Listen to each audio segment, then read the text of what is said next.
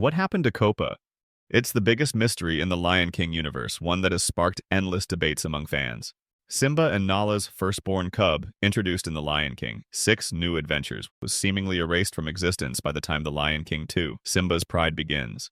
There's no mention of him, no trace, no explanation. Was he lost, forgotten, or deliberately removed from the story? Could he have been exiled, kidnapped, or worse?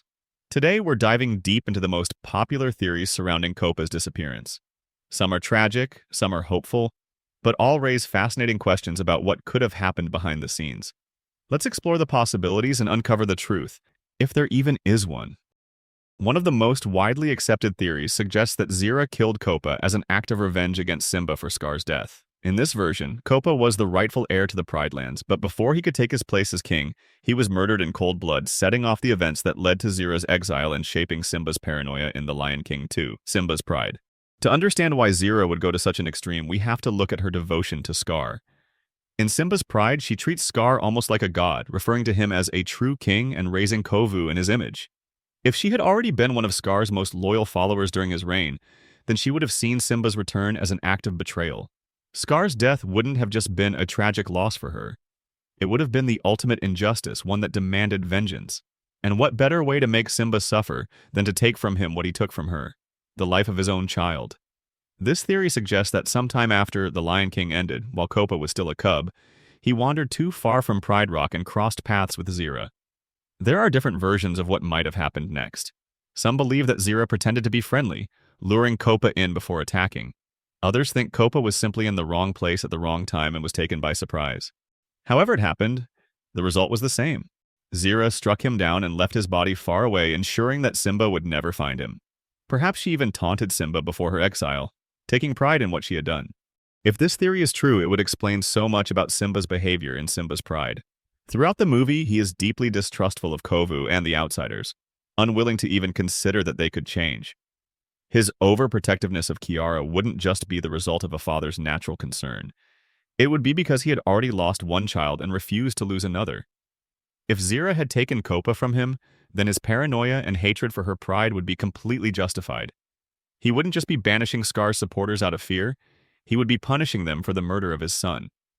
Another compelling variation of this theory suggests that Copa was killed alongside Sarabi, explaining why neither of them appear in Simba's Pride. In this version, Sarabi was still alive after Scar's defeat, but was later ambushed by Zira along with Copa. Perhaps Sarabi fought to protect her grandson, but was ultimately overpowered. Some even suggest she was the one who clawed Zira's ear, leaving the scar we see in Simba's Pride. But in the end, it wasn't enough. This theory adds another layer of tragedy to Simba's story, losing both his mother and son in a single act of revenge. However, there are problems with both versions of this theory. Copa is never confirmed to exist in the movies, and if such a traumatic event had happened, it seems strange that no one ever mentions it. Wouldn't Simba have warned Kiara about the dangers of the Outlanders more explicitly? Wouldn't Zira have taken more pride in her actions, taunting Simba about what she had done? Still, for many fans, the idea of Zira killing Copa remains one of the most compelling explanations for his disappearance. An alternative theory suggests that Copa was attacked by Zira but survived, only to lose his memories and live a life away from the Pride Lands. In this version, Copa, still a young cub, was exploring when he ventured too far into dangerous territory. Perhaps he had befriended Vitani, and the two were playing near the border of the Outlands when Zira spotted them. Seizing an opportunity to avenge Scar, she attacked. Whether she intended to kill him outright or toy with him, the fight left Copa gravely injured. Instead of dying, Copa managed to escape. Perhaps he fell from a great height, hitting his head on a rock, or simply wandered into the desert, wounded and delirious. Regardless of how it happened, the result was the same. Copa survived, but he suffered a head injury that erased his memories of his family and his past. Eventually, he was found by another pride or a rogue lioness who took him in and raised him as one of their own. Years later, something, a resurfacing memory, a familiar scent, sparks a longing inside him, leading him back to the Pride Lands. By the time he returns, Kiara has already taken his place as heir. Most versions of this theory suggest that Copa chooses not to challenge her. Instead, he finds another role within the Pride Lands, perhaps as an advisor, a protector, or even as a member of Vitani's Lion Guard.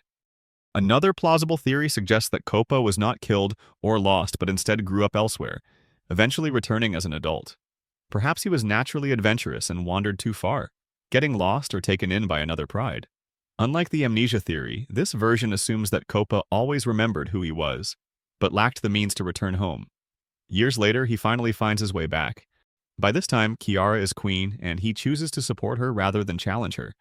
Lastly, some fans argue that Copa never truly existed in the movie universe. He was introduced in The Lion King, 6 New Adventures, but these books were never confirmed as official canon.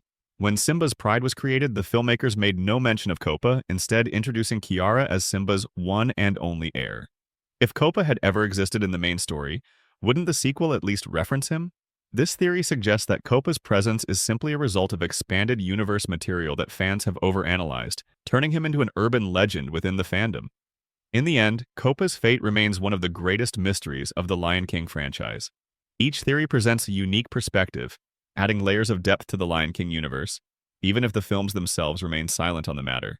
But perhaps that's the beauty of it all. Copa's disappearance allows for endless creativity, speculation, and storytelling within the fandom. Let me know which theory seems the most plausible to you, and don't forget to subscribe if you liked this. I'll see you in the next one.